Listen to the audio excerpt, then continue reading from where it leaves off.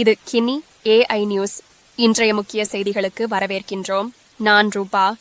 அமெரிக்காவில் பரவிய எதிர்ப்பு போராட்டங்கள் 2025 ஜூன் 8. அமெரிக்காவில் வெடித்த போராட்டங்கள். போராட்டத்தின் பின்னணி 2015ஆம் ஆண்டு ஜூன் 6இல் அமெரிக்காவின் சில பெரிய நகரங்களில் ICE உள்ளக குடியரசு விதைச்சேவை முகவர்கள் குறித்த கடுமையான முறைப்பாடுகளுக்கு புகார் தெரிவித்து ஆரம்பமான போராட்டங்கள் லாஸ் ஏஞ்சலஸ், சான் அன்டோனியோ உள்ளிட்ட நகரங்களில் பரவின. லாஸ் ஏஞ்சலஸ் பரபரப்பான திகதி.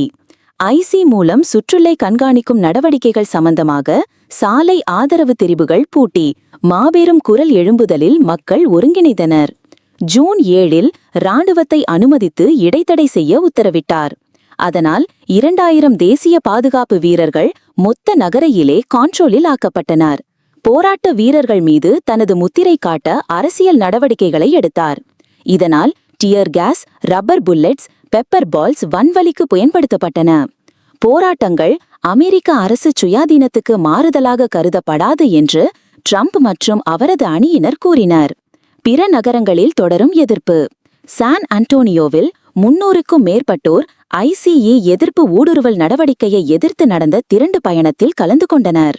மத்திய அமெரிக்க மாநிலங்களில் போன்ற Minnesota, Michigan, Texas #Build the Resistance மற்றும் #50501 என்ற ஹேஷ்டேக்களால் இணைந்து 50 மாநிலங்களில் ஒரே நாளில் போராட்டங்கள் நடந்தன.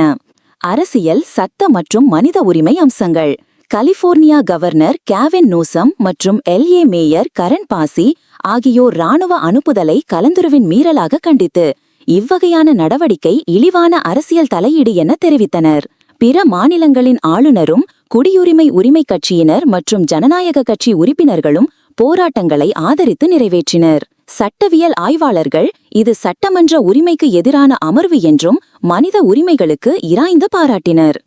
எதிர்கால நோக்கம் மற்றும் சமூக தாக்கம். போராட்டத்தினர் ஜனநாயக பல்கலைக்கழகம், குடியுரிமை, LGBTQ+ உரிமைகள் மற்றும் நீதி போன்ற பிற பிரச்சினைகள் குறித்து கடந்த சில மாதங்களாக நாடாளுமன்ற சமூகத்துடன் இணைந்து வருகின்றனர். எதிர்ப்பில் நடந்த ஆர்கனைஸ்டு நிகழ்வுகள் மதிப்பிடுதல், உரிமை மறக்கப்படுவதற்கான கடுமையான எதிர்ப்பு போன்றவை தொடர்ந்து பதிவு செய்யப்பட்டு வருகின்றன. இந்த செய்தி அறிக்கை இத்துடன் நிறைவு பெற்றது. நன்றி. உங்கள் செய்தி வாசிப்பாளர் ரூபா.